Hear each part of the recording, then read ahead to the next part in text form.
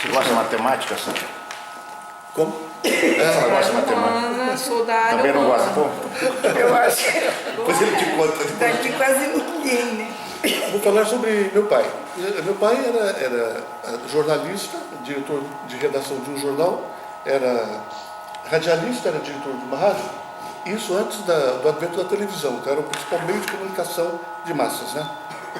Mas era classe média. Nós éramos classe média. As pessoas às vezes querem saber por que classe média, porque existe os antepassados do meu pai foram muito notáveis. E aqui quase todos já conhecem essa história. O meu trisavô, bisavô de meu pai, Visconde de Souto, faliu, era um banqueiro, e faliu no dia 10 de setembro de 1864.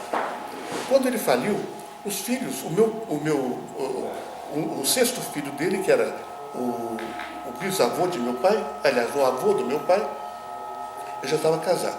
E ele se casou com uma moça da família de Salles de Oliveira. E ela, essa minha tia, bisavó, portanto, era irmã de Armando de Salles de Oliveira, que viria a ser o governador do estado de São Paulo, né? E era aparentado também com a família Mesquita, esses que até hoje são os donos do jornal Estado de São Paulo, que aliás eu não conheço pessoalmente, nunca vi esses parentes distantes. E nós sempre moramos em casas alugadas. E meu pai, também os carros, né, que meu pai teve, eram sempre carros de segunda mão. A década de 50 os carros eram tão lindos, enormes, né?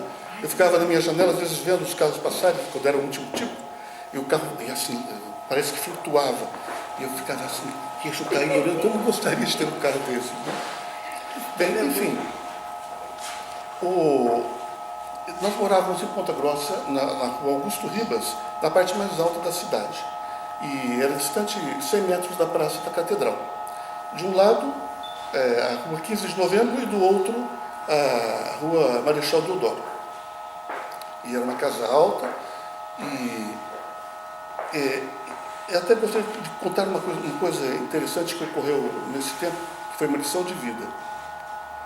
A minha mãe bordava, ela fazia bordados principalmente para noivas de enxoval, de lençóis, fronhas, né? E tocaram a campainha, fui atender, era uma senhora que perguntou assim, aqui mora uma costureira? Eu era um menino de 8 anos, né? Eu disse, não.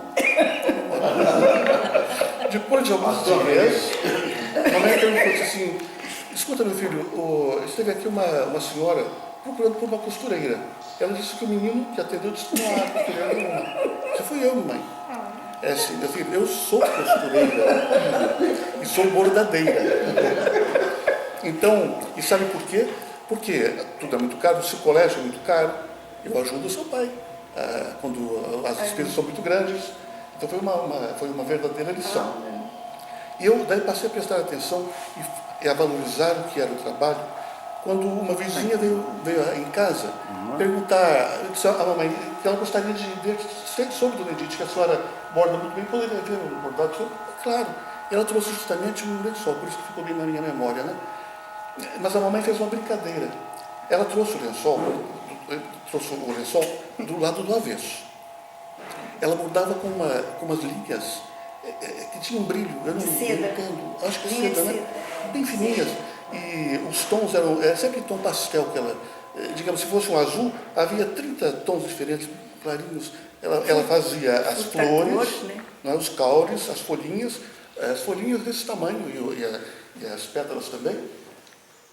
Só que no avesso não parecia o direito, porque não havia emenda, não havia fio sobrando, nem os nós. Não se via, porque a mamãe deixava os nós embaixo desse trabalho, né? Então, o acabamento. Então, quando ela virou para o lado direito, porque daí esse bordado era todo meio ligeiramente tridimensional. Então, aquela senhora deu um grito, surpresa, nossa, que maravilha. Então, apelidaram minha mãe de mãos de fada. Que lindo. Então, mais ou menos essa história. E como nós morávamos ali nessa casa, a 50 metros de distância estava o Cine Ópera, que era o principal cinema da cidade. E eu sabia, lembro até hoje, que a música de entrada, quando ia começar a sessão, era Mambo Jambo. E o outro lado do disco, de 78 rotações, porque nós tínhamos e tem guardado, era Meu Coração Tolo. Quando eu terminava o cinema, pessoas começavam a sair, tocava Meu Coração Tolo. E o meu pai me estimulava a ir ao cinema. Dizia assim, olha, se você for comigo, eu pago o seu ingresso. Agora, se você for sozinho, não tem problema, daí você gasta da sua mesada. E eu, então, aí começou a história do cinema, né, Anitta? Porque os meus coleguinhas, por exemplo, não tinham liberdade de ir ao cinema a hora que quisessem, o dia que quisessem. Eram muito controlados. Mas, como eu disse, meus pais eram liberais, então eu podia ir ao cinema. Só avisava, mamãe, eu vou ao cinema, ok? Papai, eu vou até o meu, ok? Né? E ali, então, esta foi a história desse período de infância. Aos 17 anos, meu pai ficou doente. E tinha certas indisposições. E logo depois, resolveram operá-lo em Ponta Grossa.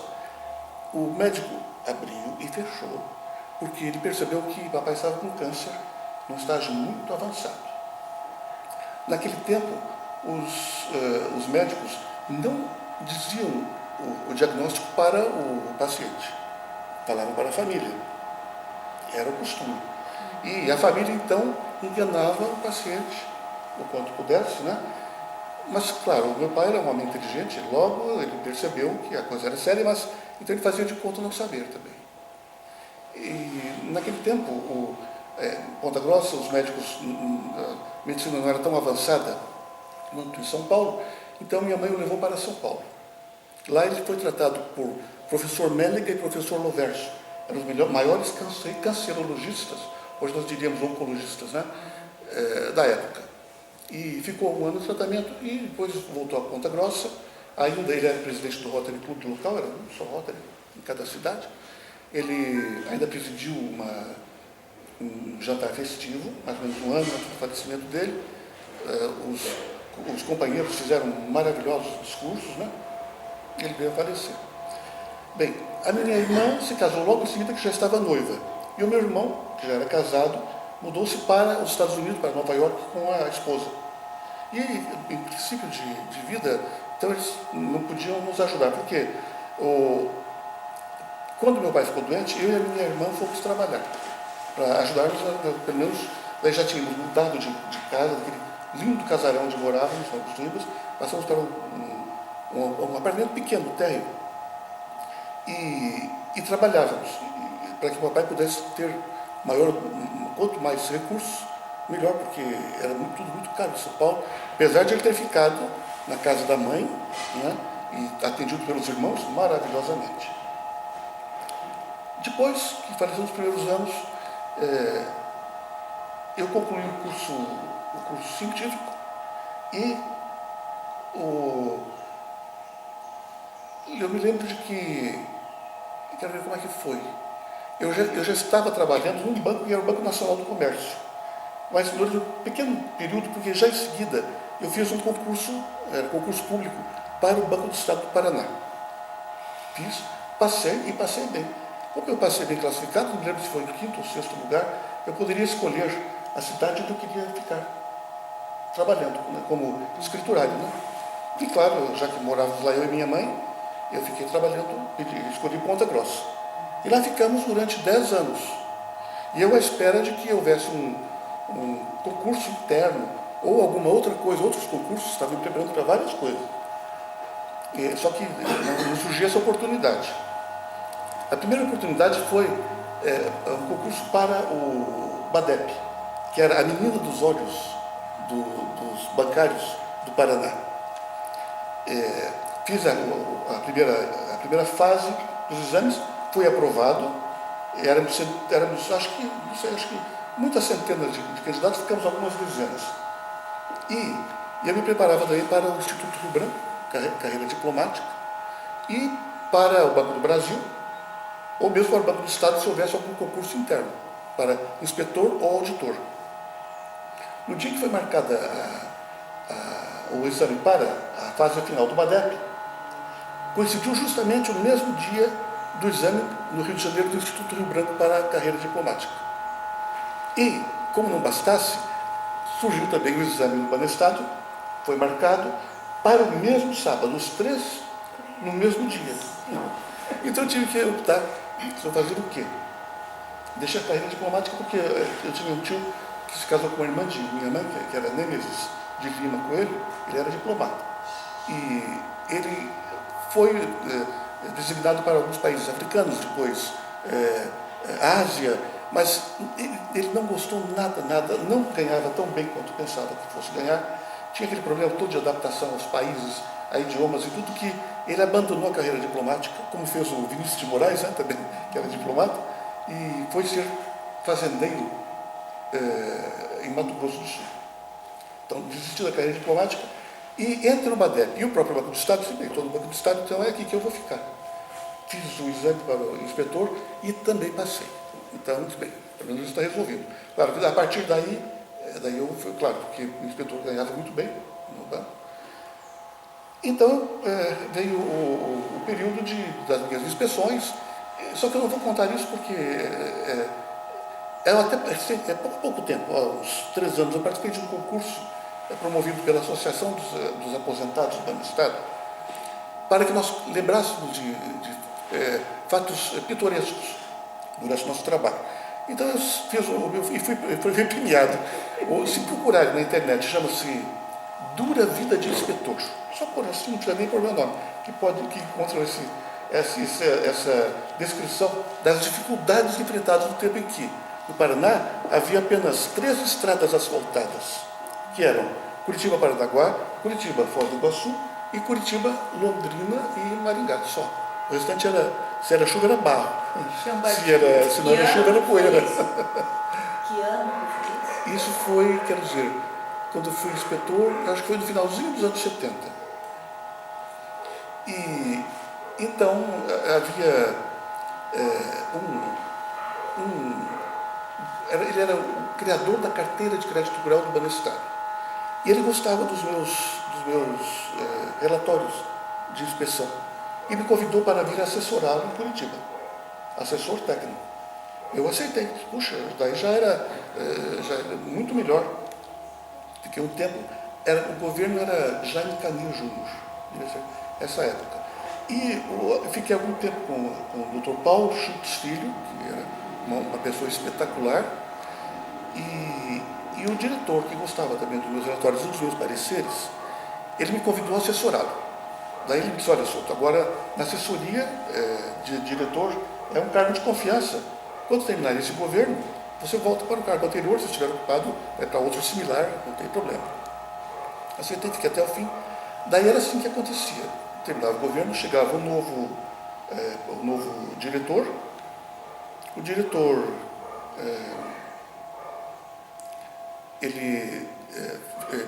eu explicava que era carteira de cartão, que era diretoria, ele acabava gostando, Souto, continua comigo, continua, e assim foi passando o tempo. Até que chegou o tempo das primeiras eleições diretas para presidente e governador.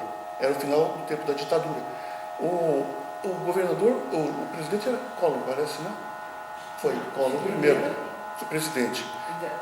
Militar era Figueiredo. O primeiro eleito pelo voto popular. Foi Collor, né? E no Paraná... Não, Tancredo, ele morreu. Foi indireto, foi pelo Isso. E o primeiro governador eleito pelo povo no Paraná foi o Richa, que é o José Richa, o pai desse que aí está, né? E então os meus colegas mais velhos, que tinham tempo para a aposentadoria, eles se aposentaram. Porque eles disseram, bem, agora tem um governo totalmente diferente e nós vamos sofrer muito aqui. Né? E tinham razão, porque os diretores desse primeiro governo eleito chegaram pensando que eles iriam encontrar no Banco do Estado um covil de víboras. Acho que era isso, porque... Então eu estava conversando, no dia que ia chegar o primeiro diretor, meu diretor, eu estava conversando com a secretária, esperando a chegada dele, e eu vi, estávamos em Santa Cândida, era um espaço muito, muito grande, e vi um senhor enferruscado, carregando uma pastinha na mão direita, e na minha fantasia eu vi saindo fumacinha assim da cabeça dele. Se lembra do primeiro ano da frente? Então ele chegou e disse, doutor Tacílio, sou eu mesmo, doutor Tacílio, eu sou o seu assessor, muito prazer, seja bem-vindo. Se eu puder, por favor, me acompanhar, eu vou levá-lo ao seu gabinete. Levei ao gabinete dele e falei em rápidas palavras, mais ou menos o que viria a ser, porque os diretores sempre chegaram sem conhecer absolutamente nada de banco, né? Não sabiam, chegavam, não conheciam, é uma outra visão então ele ouviu e daí disse, olha, nos primeiros dias ele me chamava de Dr. Souto e senhor. Ele falou assim, Dr. Souto, mande convocar uma reunião para dentro de 10 minutos, sem atraso.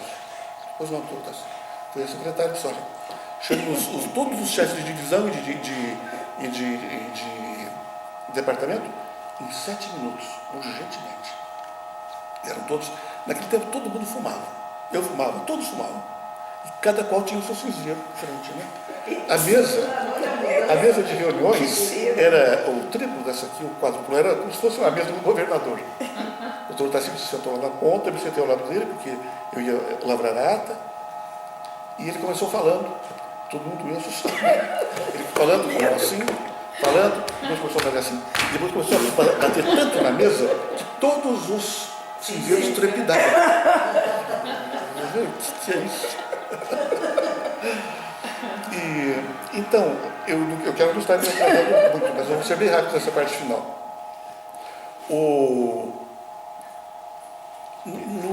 Já no primeiro dia, ele me pediu, disse, olha, preciso de um ofício para, eu não me lembro o que era, ou o que fosse, né? Anotando, enfim, quero que diga o seguinte, anotei.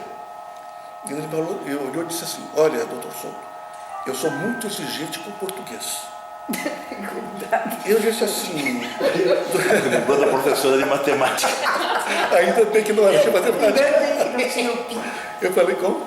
Ainda bem que não tinha o pi. Isso mesmo. Então ele disse assim, doutor Tacílio, então nós vamos nos dar bem, porque eu também sou exigente com o português. Ele falou assim, ok. Tudo e aí muito bem, mas ainda nessa primeira semana, ele disse, doutor Souto, faz favor um momentinho. Depois não. O senhor usou uma palavra errada aqui. O que é? O que foi que eu errei? Então eu fui olhar, a palavra, eu nunca esqueci, era segmento. Era o quê? Segmento. O segmento da sociedade, né? Eu então disse assim, eu olhei, eu sempre estava certo o segmento, falei, mas essa palavra está certa, essa palavra. Ele falou, não, falta um, segmento. Falei, doutor Tacílio, mas o segmento é aquilo que vai seguir. Segmento é uma parte, é um pedaço. Ele falou, será?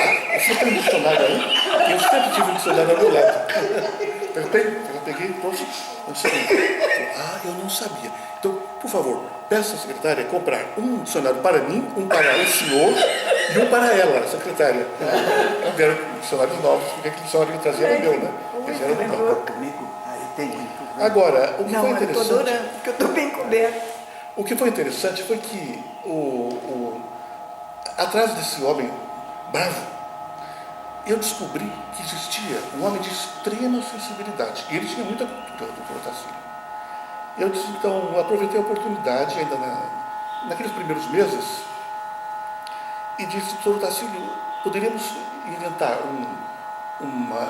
um evento cultural no Banco do Estado, sem despesa para o banco, e que pudesse representar retorno em termos de marketing. E sugeri a criação do Salão Banestado de Artistas Inéditos. Era um evento, uma exposição de artistas do próprio banco e de clientes do banco. Quem quisesse, mas que fosse um artista em início, que não tivesse nenhuma exposição, tivesse feito exposições em lugares oficiais, digamos, né? Nisso, então, ele conseguiu convencer a presidência e a diretoria a realizar o Salão Banestado, e o resultado disso foi muito, muito benéfico para o banco, porque todos os jornais se referiram ao Salão Banestado com fotografias e com os cronistas sociais também colocando fotografias, comentando o sucesso do evento. Então vamos ampliar isso, né? E daí foi que eu comecei a criar o programa de cultura do Banestado. Comecei a montar o programa de cultura, com o apoio do doutor Tacílio.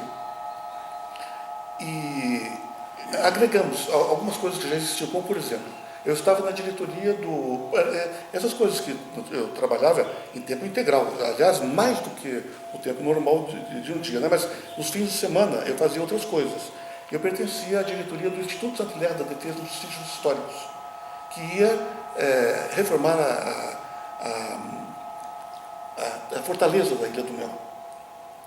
Então, nós procuramos agregar ao programa de cultura, porque daí o banco passou a dar apoio, com leis de incentivo à cultura, sem grandes despesas, e daí trouxe também o que havia de música. Já existia um coral em formação, veio para nossa proteção e ampliação, e foi inaugurada a Galeria de Arte Banestado e outras também do Estado, para expor artistas já consagrados ou novatos, tanto faz. E nesse espaço também teve muito sucesso, que era gerenciado pela Vera Munhoz da Rocha Marques, e maravilhosamente ajudada pela Clarissa Lacarrique, né? E ela fez, a Vera fez da Galeria Banestado um ponto de encontro de intelectuais. Então, por exemplo, Poti se reunia lá com Trevisan, Dalton Trevisan, né? E ficava conversando, e vinham outros artistas, inúmeros artistas importantíssimos, e ali ficou um ponto de encontro. E isso tudo representava marketing para o banco. Isso que é interessante. Daí eu também fiz uma inovação, então vamos lançar livros de autores, ou prosa ou poesia, e o banco então também com base com apoio da Lei de Incentivo à Cultura, fazia aquilo gratuitamente. Então eu recebia, tinha mais um trabalho, eu recebia, digamos, 3, 4, 5, 6 livros de pessoas traziam, boneco que chama, né? Trazia para eu ver. E eu é que tinha que ler. Então era sábado e domingo. Eu lia com leitura dinâmica. Então eu lia assim, lia assim, lia assim, lia assim. O que me parecia o melhor, então vai ser isso. Eu mesmo resolvia. E não custava nada para o escritor que estava lançando o livro. Enfim, tanto sucesso fez esta soma de eventos culturais que chegou a um ponto, hoje em dia, que eu penso que eu me aposentei no ano de 91, já faz um quarto de século. Um quarto não, uma quarta parte do século. Eu fico avaliando, mas como é que eu conseguia ter tempo para fazer tanta coisa?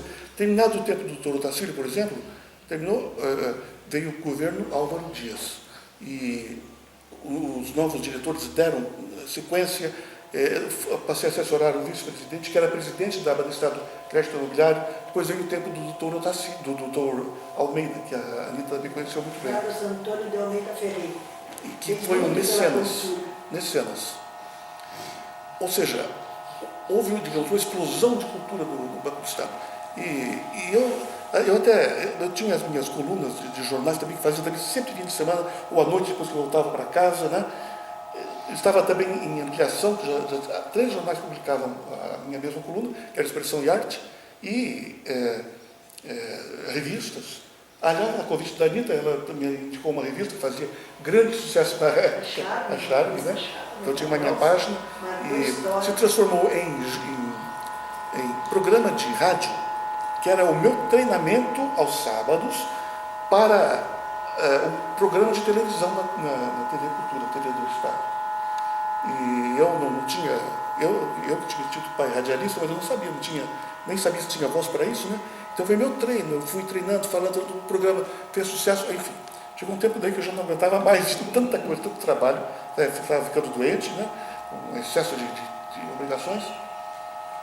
E assim foi até o ano de 91, quando eu me aposentei. E agora, então, só lembrando uma coisa curiosa também, que eu recortei, eu guardava tudo que se publicava a meu respeito nos jornais, ano a ano. Eu fiz uma seleção disso tudo e recortei, fiz recortes de ano por ano em data cronológica e fui pondo em papéis. Só daí eu tive a ideia, porque no tempo eu não parava para pensar nisso. Daí eu percebi a incrível quantidade de jornais e de jornalistas fazendo elogios ao meu trabalho. Eu nunca, felizmente, isso eu posso guardar como um caso feliz, não é? Porque nunca houve uma crítica negativa. de jornais, nada, sempre. Então eu me aposentei com isso tudo, levei anos pontos na internet, que é para ficar como memória, né? E, enfim, me aposentei e cá estou, livre da gravata. Desde então eu me livrei. Só de vez em quando eu ponho gravata hoje em dia. Muito obrigado por ter vindo.